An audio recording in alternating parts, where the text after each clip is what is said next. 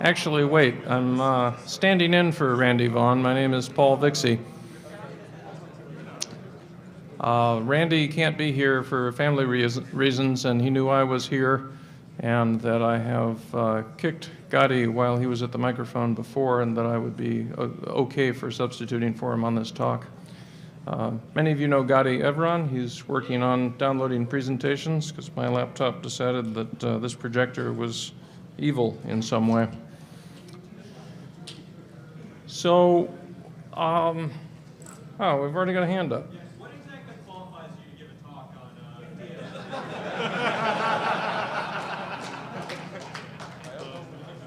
Is this intended? I wish I'd thought of disabling your microphone, but I didn't. Okay, just for clarification, this guy knows absolutely nothing about DNS, which is why we asked him to come here and fill in for us, because if we know nothing and he knows nothing, it's pretty much the same level, okay?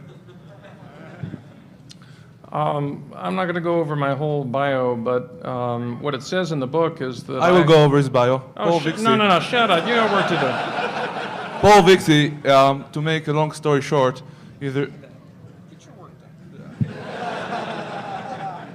So what it says in the book is that I hold the record for most cert advisories due to a single author. In other words, since he wrote a book, he doesn't know shit. Which actually is true if you count SendMail and Cron and Woo FTP and all the others.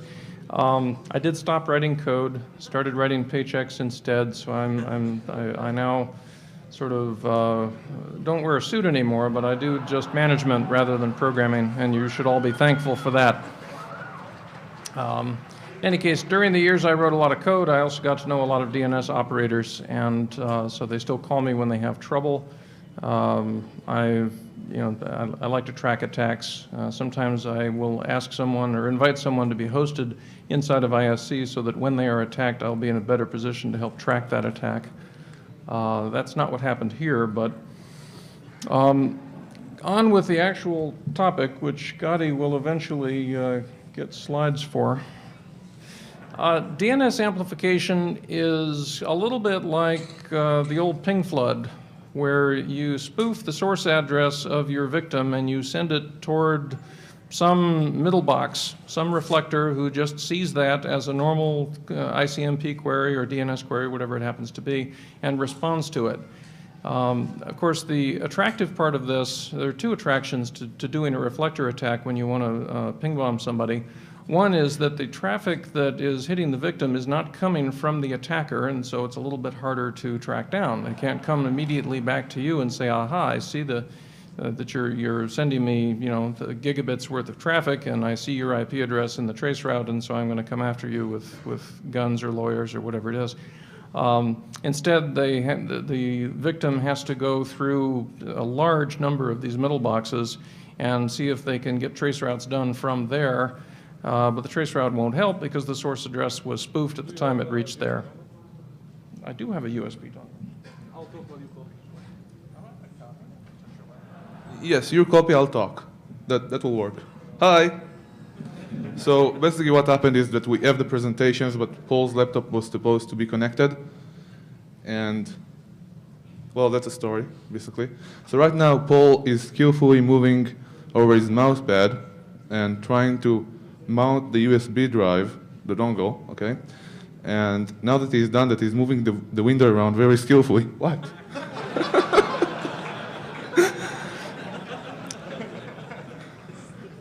He's kind of shy, which shows that he probably knows what he's doing. Okay, a little bit about Paul. I don't really have any filler things to do except for bad jokes. And more bad jokes. Okay, DNS amplification attacks. There's been a lot of confusion about DNS amplification attacks, and when it comes down to it, nothing is new about denial of service attacks on the internet, brute force denial of service attacks. What does change over time are the techniques used, whether they are indeed brute force or in fact exploiting some sort of vulnerability in whatever space that may be, and how effective they are for how much you spend. Which means if you send one packet and you get back 11 to a potential of 255, say Smurf, that's pretty impressive. And with DNS, DNS attacks basically have been around for a long time. Paul, how's it going? Going well. Going well, okay. And the point is that instead of sending one packet that is very, very difficult to filter, and the DNS server would have to receive whether it is legitimate or not, again, this is UDP based, you can send more. That's the basic of it. And when you can send gigabits of traffic, amounting up to even 10 gigabits at a time, that can be kind of significant. Anybody ever heard of Blue Security? No? Yeah, okay, people heard of Blue Security, that's great. The what? Blue Frog what? What? Okay, great, you can go now to Mike.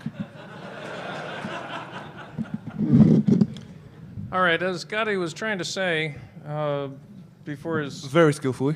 humor got in his way again, the important part about these attacks is not just that they come from someone who is not the attacker and are thus very hard to track, but that the response that are sent by these middle boxes are much bigger than the attack that is launched by the attacker. So, yes, we know that you can assemble a botnet of 10,000 or 1,000,000 or whatever nodes and, send somebody one packet each from each of those places, but that's not artful. So it's much more artful if you can get a couple of hundred of these things and generate gigabits worth of traffic toward the victim. And that's what happened in this case. I have two sets of slides. One was generated by Randy and Gotti from the paper that they published on this topic. Another was released by VeriSign. Speak where? Take that mic. No, I need to run the slides. Yeah, let me just connect this. The other set was given by VeriSign at a Nanog meeting, and I know the people at VeriSign, so even though VeriSign as a corporation has sued me, or at least they named me as a co-conspirator during the SiteFinder wars, and I have no love for the corporation as a whole, I have to admit that they have some very smart people working there, and some of them are my friends. So I have his slides that were given at Nanog, and there are some pretty juicy graphics on that one. So what we'll do with the time we'll have left if we ever get the AV situation straightened out is run through both sets of slides quickly. And in the last 20 minutes or so, I'm hoping we'll get to kind of a question and answer about, well, what does it all mean? What can I do about it? What can I do to avoid being affected by it? Probably we will get around to why are we using a laboratory-grade internet for production traffic, because that usually comes up in this type of top talk. Gotti, Yes. what are you doing? Wasting time? I think he's reading his email. All right. Something not covered in the slides, so I won't be boring you when I go over it again later, which I won't. DNS had originally come of age in a time when you could only have 512 bytes in a response. That was irrespective of the headers, the IP headers, the UDP headers, and whatnot. You could include 512 bytes. And that seemed like a gargantuan lot, sort of the way that 640K must have seemed like a gargantuan lot to the people who invented the computer that had that as its limitation. Eventually, all sorts of new things went into DNS, and 512 bytes started looking pretty small, especially the crypto stuff that goes with DNS security. So the IETF stood around and wrung its hands and stared off into space for a long time, and I eventually came and made myself less popular. It's sort of an incremental process, making myself less popular by coming in with a working solution that's already implemented in bind and has a RFC that documents it and so forth. And so they were left with nothing to do but say, well, okay, well, let's do it that way. And the result was RFC 2671, so-called eDNS, extended DNS. And it adds a number of interesting protocol features to DNS, but the important one for the purpose of this talk is that it relaxed that 512-byte limit, so that when you are sending a response, if the person who sent you the request indicated with the eDNS signaling extensions, if they indicated in their request that they can take a bigger response than the standard 512, then you'll send them a bigger response. And the fallback, if you can't fit your response into the available space, is that the requester gets told that it wouldn't fit, and the requester has to start over with TCP. Now, if you are sort of watching, as I do, a root name server take 10, 20,000 queries a second around the clock, you know that a UDP, which is 2 packets, 1 request, 1 response, is a lot cheaper than TCP, which is a minimum of about 7 packets. So we try to avoid overflowing that 512 bytes as often as possible, because if we didn't, then the internet would stop working, although I'm not sure how we would tell. Boy, they're having more fun than us. So what you do... Any experts on NVIDIA drivers here? Oh, God. All right, we're winging it. It was supposed to be your laptop. No, it was supposed to be your laptop. We were going to use mine because you couldn't get yours working.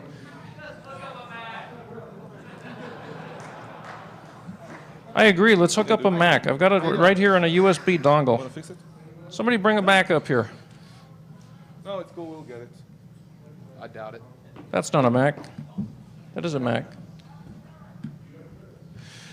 Okay, so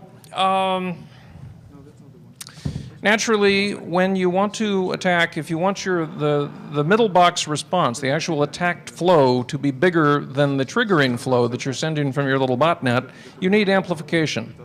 And is Mike Schiffman in the room? Mike, stand up. No? Okay. Dan Kaminsky in the room. Oh man, they're with the fun people. Okay, so those guys have done some studies on a form of amplification that just continues to mystify all of us, which is where you send 1 packet to something that you think is a DNS server, and you get anywhere between 20 and 50 responses to it. So it's some kind of broadcast amplifier. We don't know exactly what it is, but there are a lot of them. It's a common enough thing. So if you do what Dan Kaminsky does, which is to sort of sweep the IPv4 address space with DNS queries, sometimes you get nothing. Sometimes you get a response from an address you didn't send the query to. Sometimes you get a lot of responses. These guys, the ones who launched the attacks that we're going to describe if we ever get this working. Hey, I see a Mac. That's going to work. Okay. We got it all done. Hey, they think they've got it. Woo! Fucking Windows. So the guys that launched this attack... Fuck this shit! Woo! Woo! Apparently there is an NVIDIA toolbar. What the fuck? Okay. Paul, which one do you want first? And thank you, whoever you are. I don't know you. Whoever you are. I'm dissing on you after you try to help me. Got my hands full. Yeah, kind of. Can we have Randy's slides, please? Which ones are those? The PowerPoint file. Oh, figures. Yeah, pretty much. I need my Linux. Had I made these, they would have been in ODP format, just so you know. Supposed to be. Yep, here it is. F5. Here we go. Yeah. Hey!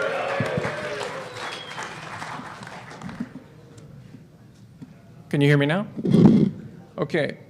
So the fellows who launched this attack, I assume they're guys, because women are usually more polite about this kind of stuff, or sneakier. The folks who launched this attack did a little bit of research to find out where the open recursive name servers were. In other words, name servers that were willing to respond to queries that did not come from their LANs.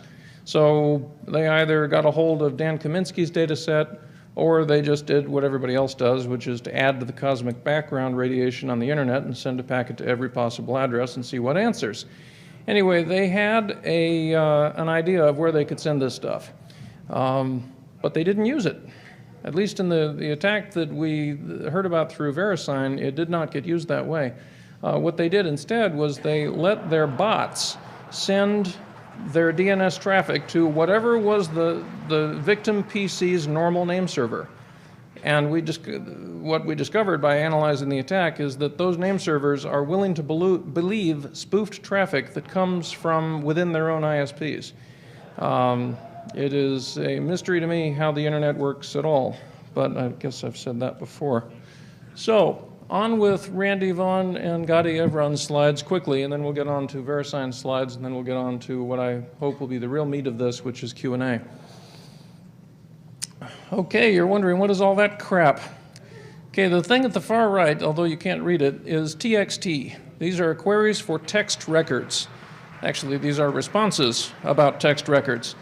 And what the rest of it is trying to tell you is that these are frags, that the real message that you're seeing the pieces of is about 8K in length, and that you're seeing 1,500 byte frags because there's some sort of path MTU limitation between the middle box and the victim.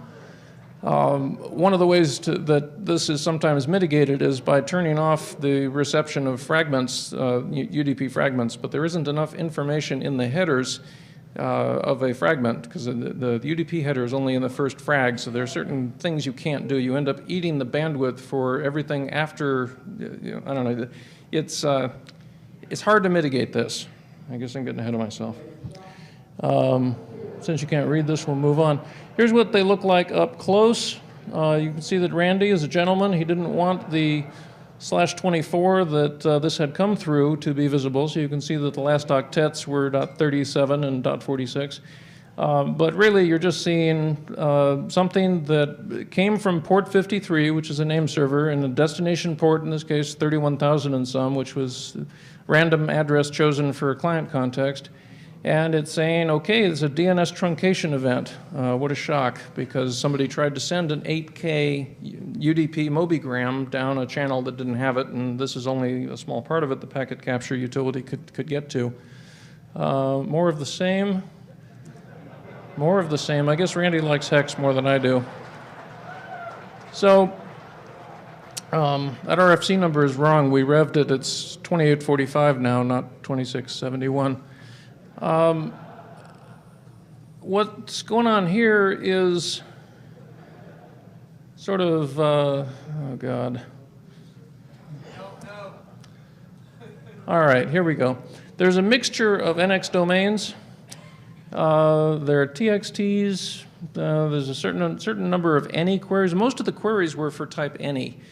And what type any means in DNS is somewhat opportunistic. If you send a query for all record types, which is Q-type any, to an authority server, it will tell you the truth. It'll give you the entire list of all the resource record sets of all types that are present at the name you asked. But if you ask it of some intermediate caching resolving name server, like the ones you list in your resolve.conf file or get told when you do a DHCP transaction, it does not tell you the truth. It tells you only what it knows. So if it has no data for that type in its cache, it'll tell you that there's no data. So type any is kind of useless, but these guys found a great use for it. So they started out by seeding all of the name servers that they wanted to use as their middle boxes by making a query for type TXT so that there would be something in the cache. And they did this with TCP as their transport, and they did this, with something that they knew would be about 8K worth of text. And then, man, oh man, they're having more fun than us. I want to be over there. Can we stop? No, I'm sorry, we're not going to stop. And then they launched the real attack, which was a fairly small trickle of stuff that turned into an avalanche at the victim site. Enough of an avalanche that chances are that no matter what they did in their firewall, their upstream link would have been saturated, which is the traditional DDoS effect. Is, yes, I built a name server that was a mile high and took 10 terawatts of power to operate, but then you sort of blew the fuse inside all of my ISPs, and so I didn't receive the traffic I was paying to receive. This was discussed to death on Nanog, and there were all kinds of people who were theorizing about things, and very few of them, I guess it's the usual sort of deal. I'm sure it's true in your user communities also. The people who actually knew the answer did not speak up.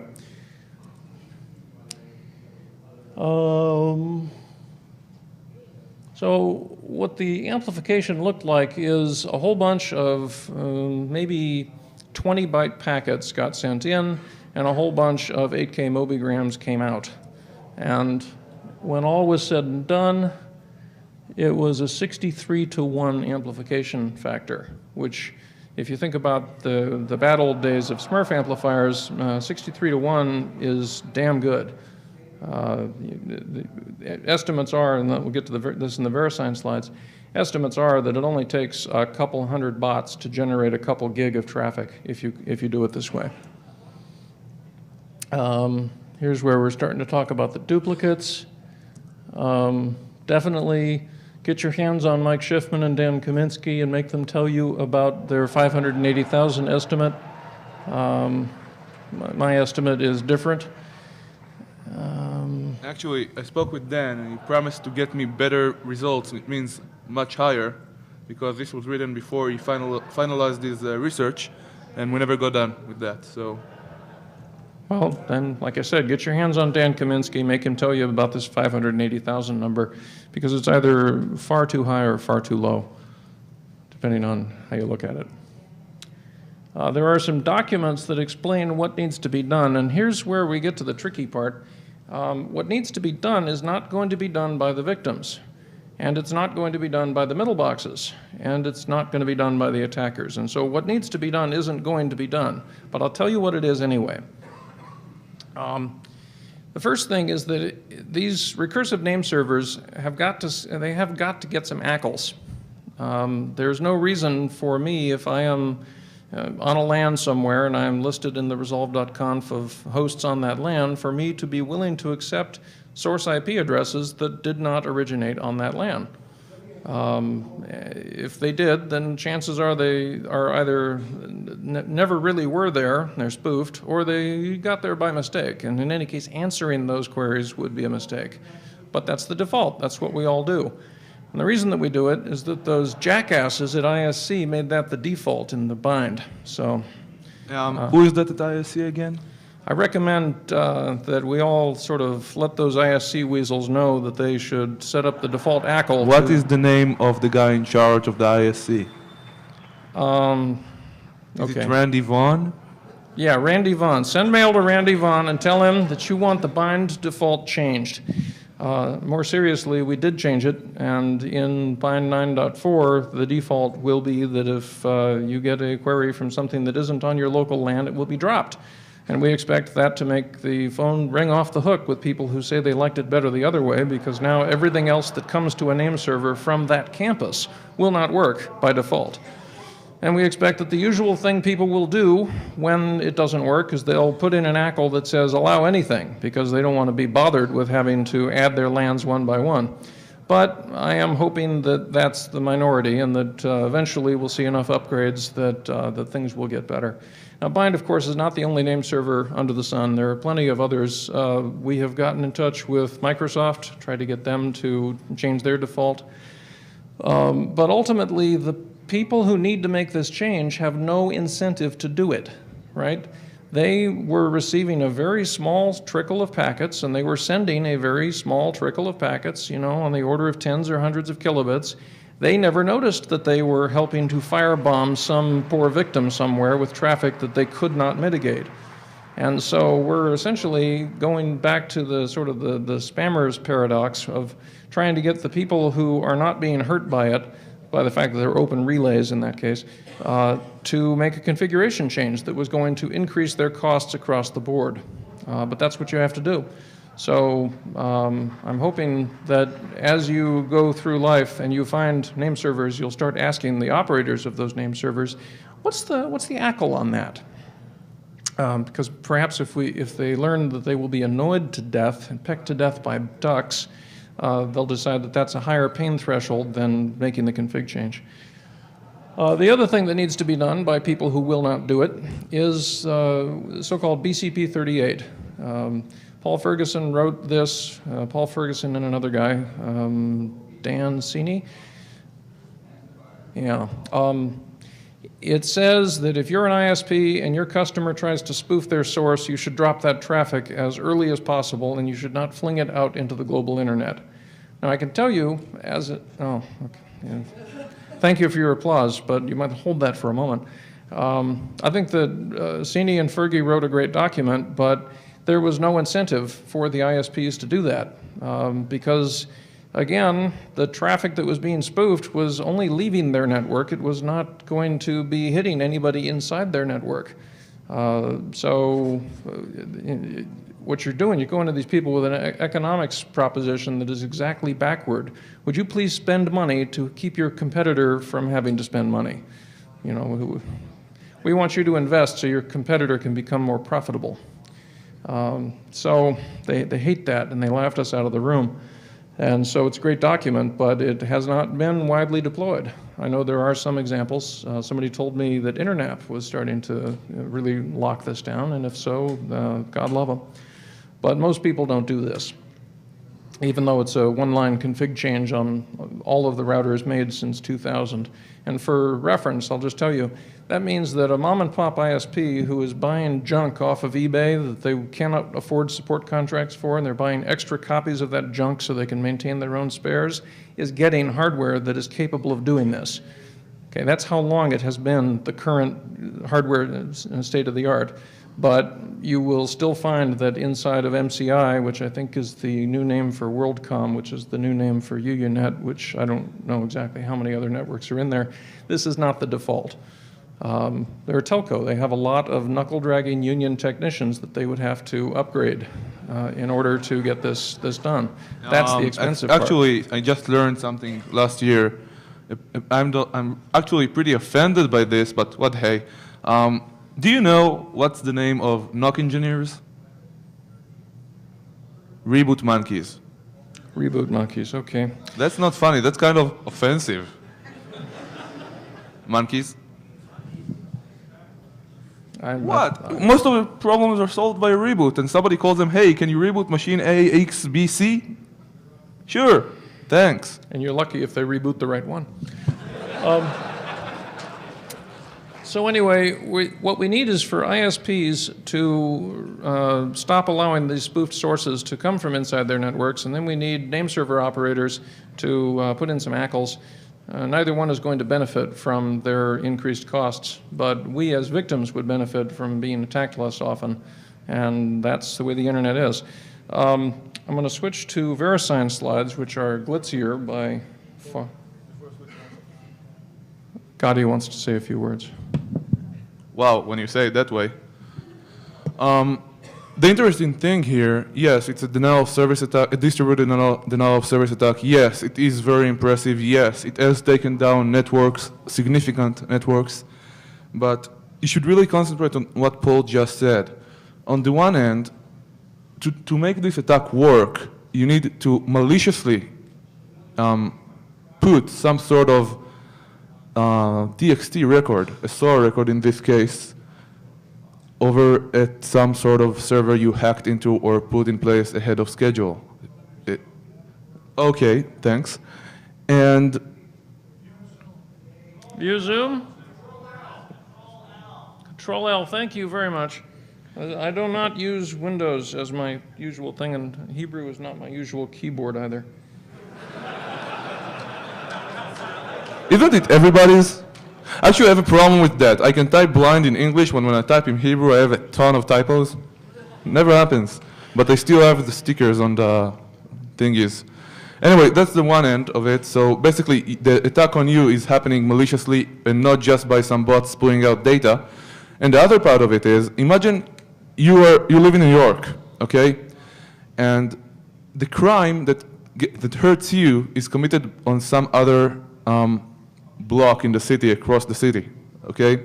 Now, the other citizens over there would kind of, how is the mayor supposed to explain to these citizens that they see a lot more cops in their neighborhood and they see, they get imposed with a lot of regulations and rules about their movements when their neighborhood is kind of free and shiny and happy, ooh, shiny and all that, when the actual problem is across the city, somewhere else that you don't even see.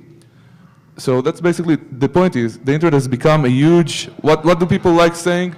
Global village? Yes, what, who? Oh, that, right. I'm at Defcon. If somebody's gonna break in, I at least wanna see it. You're at Defcon. If somebody's going to break in, you're not going to see. That's why this is an expendable laptop. Looks to me like you've been broken into by somebody in Redmond, Washington. Woo!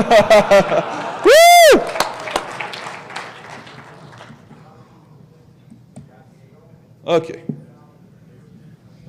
Hold on. You saw it. His password. So what I'm basically trying to say is that why should they spend money on you? Why should somebody in China spend money on somebody in the United States? Why should anybody be nice network citizens to one another when the attack does not affect them? So basically what happens is one day the attack does affect them, they go down, and then in a nice Darwinian way, everybody gets patched, but it takes a long, long time. So that's pretty much it. Everybody knows your password now. It's blah, blah, blah, blah, blah, blah, blah. How did you know that? Actually, no, it's 1, 2, 3, 4, 5. That's amazing! That's the exact same combination on my luggage. Never mind. Okay, so I told you that the VeriSign people spent a little more time on the graphics, and this kind of shows a little bit more of what's going on, except that even at VeriSign, they don't know how to spell attacker. That's interesting. I hadn't noticed that until just now. This is a PDF file. I did not alter their slides to make them look like they don't know how to spell. Okay, so there's this big TXT record. They've got an army of 300 to 500,000, or 30 to 500,000. I don't know. That seems like that was written for the suits. I know there weren't 500,000, but I think that's what it took to make this sound impressive. You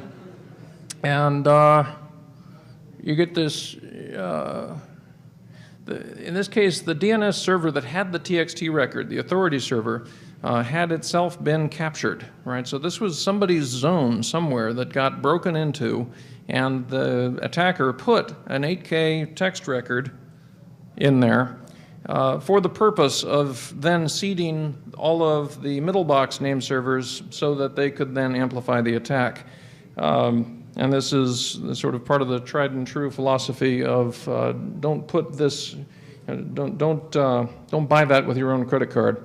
You don't want the police coming to your door. You want them to go into somebody else's door. And the VeriSign folks were very personable, and they went and located the name server in question and got a copy of the zone. And I'll get to that later. So here's a 20 megabit per second spike. But this is only a 1% sample, so they were estimating that it was 100 times bigger. But they know that they know how much transit they buy and how much their ISPs were throwing away at the time, and so they were able to estimate that the total size of the attack was 5 gig. This is pretty much the same attack, or at least the same attackers, that Gotti and Randy were tracking. But they were attacking different TLD name servers at different times, and as far as I know, there's no publicity around any kind of arrests in these cases. So the folks that are out there doing this, we know who they are. Yes, but we know that they have not been arrested. Oh, should they? Come on, are we really going to go and arrest them? If I were in the business, yes. If I were in the business, well, we'll be in a lot of trouble then. So. Okay, so there's the zone that got broken into is in South Africa, and this one was a 4K answer, and unlike the 8K mobigram that Randy and Gotti were tracking, but it was a 60-byte query, so you see the amplification factor, you see how many reflecting middle boxes there were. Now, usually, when somebody is DDoSing you, they will fiddle around with the IP time-to-live flag, which gets initialized by the sender and decremented by every router between the sender and you. And depending on what games they play, you can tell whether they were attempting to randomize it, whether they succeeded at randomizing it or whether they were not able to set it. Some APIs don't allow unprivileged applications to set the IPTTL. And so if you get enough of this data, and we've got Dave Dagan here, I see, who has studied TTL in detail.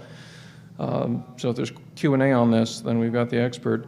Anyway, by looking at this sample, they were able to tell that the traffic, the actual flow that hit the VeriSign name server was itself not spoofed. That actually came from real places that were setting the TTL in normal ways.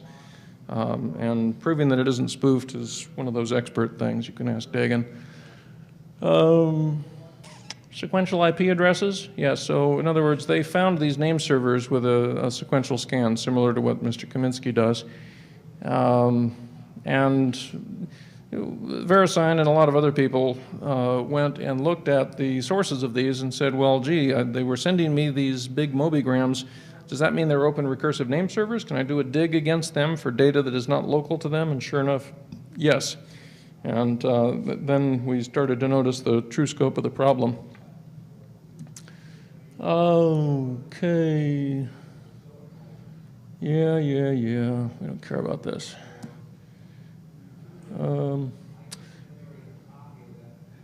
Right. There's this estimate that the attackers only had to spend 80 megabit to get the 5 gigabit response. And that 80 megabit was spread across a bot army of somewhere between 30,000, and these people estimated 500,000. But 80 megabit, one colo host can generate 80 megabit these days. And it would be very difficult to find out which host had suddenly shown an 80 megabit spike, because 2 or 3 hops away from that colo, it would be a bunch of very small flows headed to, 100,000 open recursive name servers, or 580,000 if you ask Dan, and I do hope you ask Dan. So the domain in South Africa had 2 authoritative servers, but only one had been compromised. In other words, they broke in and changed something that should be a slave name server to be a master name server, and then edited the zone in place. So there was a chance that when the middle boxes went to go get this data so they could seed the cache, that they would talk to the wrong name server and potentially not be able to cache it. But even that didn't really stop this from being a very successful attack. Well, okay, the VeriSign slides on the board here, and even though they named me as a co-conspirator during the SiteFinder wars, I don't want them to be unfairly characterized here. I don't know if this was successful in costing them any money, but it certainly got their attention. Okay, so this talks about the fragments. You can get copies of these slides with the URL that I'll tell you at the end. So if you want to study this in more detail, it's just basically if you are trying to send a UDP datagram bigger than your Ethernet MTU, you'll have to break it up into chunks. And those chunks look very odd at the receiving end because DNS is normally not large enough to need to be chunked. They were measuring 25 minutes. Again, this is only one of a number of attacks that happened across about a 2-month period, so Randy and Gotti had different spans of time. In some cases, these things go on for days because there's really no incentive to stop it. I mean, it's not costing you anything. There's no chance you're going to get caught. Hey, he spelled attack right on this slide. Yeah, see, the near vertical start is part of what you can sort of tell. This did not ramp up over a period of 5 minutes. There was a lot of synchronization in getting all the different attack flows to get started at the same time. Okay. Yeah, this was, mitigation is always what people want to talk about, which I worry about sometimes. How can we live with this instead of how can we avoid having to live with this, or the 2 different ways of approaching that question. So there was this thing, okay, Dan, you've got 580,000 name servers on this list. What if all the authority name servers on the internet were to subscribe to a black hole list that was seeded from your list, and they just stopped answering any queries from somebody who was known to be open and recursive? Well, I think the collateral damage would be too high. I don't see Amazon.com deciding that they don't want to get any queries from known to be open servers. It costs them a lot of credit card transactions, among other things. So dropping fragments toward the victim turns out to be pretty effective, but as most of you know... I'm with Dan Kaminsky on the line here, so hold on a minute. Dan, can you come here to the lecture about DNS? We kind of want to ask you a question. Yeah, that's a good idea. Let's get Dan in here. Oh, damn. Oh, you're at Caesars for a second. You left some shit there. Okay. So when are you getting here? Too late for our purposes. In other over words, here and get type here. the password, dude. Anyway, these are all ineffective, because if you decide you're going to drop fragments, then they will retune their attack to use the maximum size packet they can send that doesn't require fragments. All of the things that you could do to mitigate this will be as costly or more costly than just living with it. So at the moment, we all sort of live with it, but it's not that different from Smurf amplifiers or other ping of death type scenarios. Anybody can DDoS anybody on any given day on the internet, and you just hope you haven't pissed anybody off who's, you know, in a bad mood. Well, about that issue of, basically some people said that limiting, I said it originally too, and some people, including me, said originally that, sorry for repeating myself, if you limit the packet size to 512 bytes, you limit the amplification. Now, theoretically and practically, that's true. But, before the but, if you get to limit one bot sending out packets for one, basically, set of fragments to have 7 times 7 amplification instead of, say, times 70, that's pretty impressive, right? It would work. But you would at the same time be limiting your DNS server abilities, be limiting the ability to use IP version 6 and a lot of other such expansions to DNS, and it wouldn't matter. And I'll tell you why.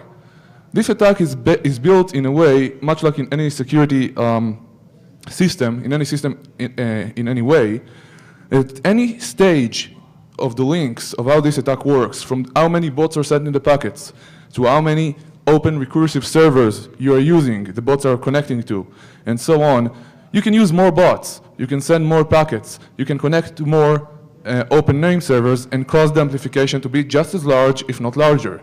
You basically control how big this is going to be until the point where you reach saturation. For example, Gotti, maximum. Gotti, Yes. you're burning up the Q&A time. Put the mic down.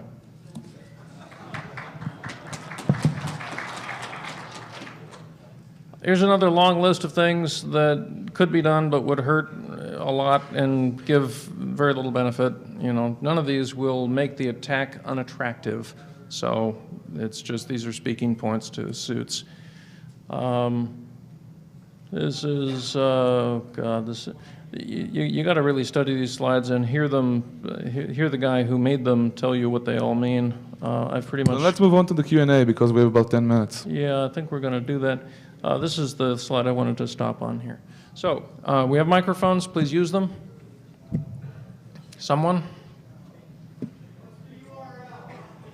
The URL where these slides can be had is public.orci.net. And it's a Drupal site, and I apologize for that, and you'll have to click around a little bit. It's part of a DNS operations forum or workshop that was done. So it's, you're 2 or 3 clicks from it. It's public.orci.net. The study by Randy and me can be found online. Just do DNS amplification attacks in Google and you'll find it. First question? Are you guys aware of any utilities that have been posted at places like Packet Storm, for instance? No. No, this isn't like nobody's put something together and published it yet? Work for 30 minutes in Python and you'll have it. Nothing public. Really? I have, I've seen the kit, but I don't think it's online anywhere. I don't think it's on a public Black Hat site. Okay.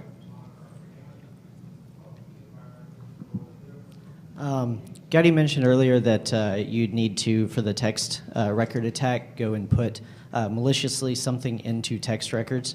I've actually done a little bit of research on data mining text records that are already out there, and there's quite a few that are pretty large.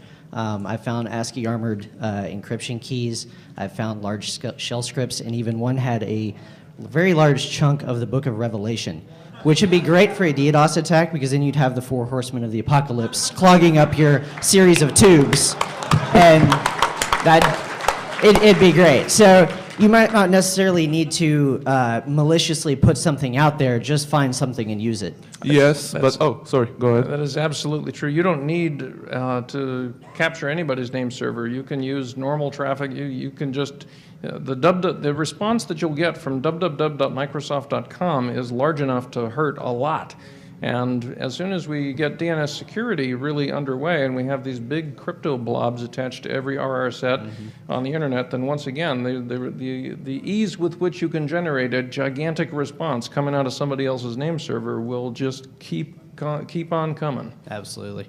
One more thing about this is that when you use when you use something that's already out there, public servers with huge records, then you're not really limited because you can use quite a bit of servers in another link in the chain instead of just adding bots or just adding name servers. But in this particular case, the guy put a malicious record of his own in one name server, and it took quite a bit of time to get it down, but he had enough bots and enough name servers that were open to generate the attack size he needed, so he didn't really need more records elsewhere. Yes, needless to say, had I crafted this attack, it would have been a lot smoother.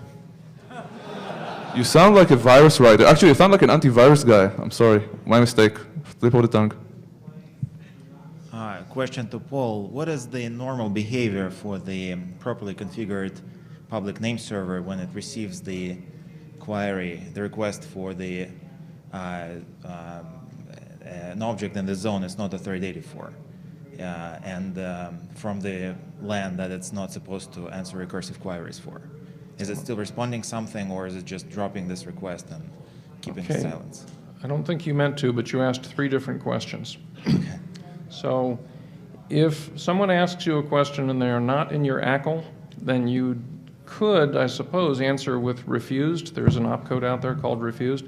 But given the purpose of an ACL and that ACLs were not defined by the DNS protocol, and this behavior is therefore not defined, I think that the spirit of an ACL is that if you get something from somebody who shouldn't have sent it to you, you shouldn't answer it.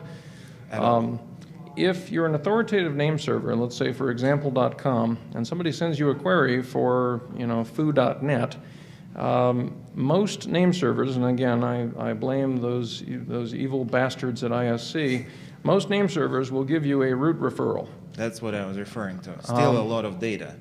It's still a lot of data. It's a big chunk of muck that you can't possibly get any value from and should never have been sent, but the document was unclear, and so the code was unclear, and that's just what it sort of does. One way you can turn that off is to follow my personal recommended practice, which is don't run recursion and authority in the same name server instance, and on your authoritative name server, don't give it any root hints. If it doesn't have that data, it won't send it. Okay, so the right for the DNS administrators out there, the right behavior is to send a refuse, right? No, or just drop it and not. I would say drop it because I'm aware of virtually all DNS requester source code bases out there, even the Microsoft one. I've talked to the developers and so forth. No one processes refused. So you may as well not send it because it's not going to do them any good, even if it was sent legitimately. Okay, thank you. Paul, we have about 3 minutes, so let's run through this. Okay, we have 3 minutes, but we have 3 questions. Okay. Is there or couldn't there be some sort of legal liability associated with running an open DNS server, open mail relay, originating spoofed packets, etc.? Could there be a legal something, whatever, about running an open relay mail server? What I'm saying is, if you're running, if you've got a DNS server and it's connected to the internet, and it's allowing recursive queries from anywhere, I mean, how can that even That's be a legitimate use for DNS. Gotti, we don't have time for this. So he is not a lawyer. I am not a lawyer. There are lawyers in the room. They're not going to answer this because they don't want to be your lawyer without getting paid. But what I believe is that if you can show that they have been hurting you, right? Here's the PCAP. Here's your cease and desist letter. then if they don't cease and desist, then there might be some civil liability. But there is in no case criminal liability that I can foresee. No, I didn't even mean criminal, I just meant like tort law. Yeah. Thanks. Is there any reason other than legacy for the text field? And if not, can't we just get rid of it, i.e. block it with a firewall, or just remove it from the code? TXT is not the problem. As I said, you can use DNS security records. You can use just normal A record sets that you would get back from any Akamized web server. But to the extent that it is a problem, it's one we will have to live with because TXT is a catch-all.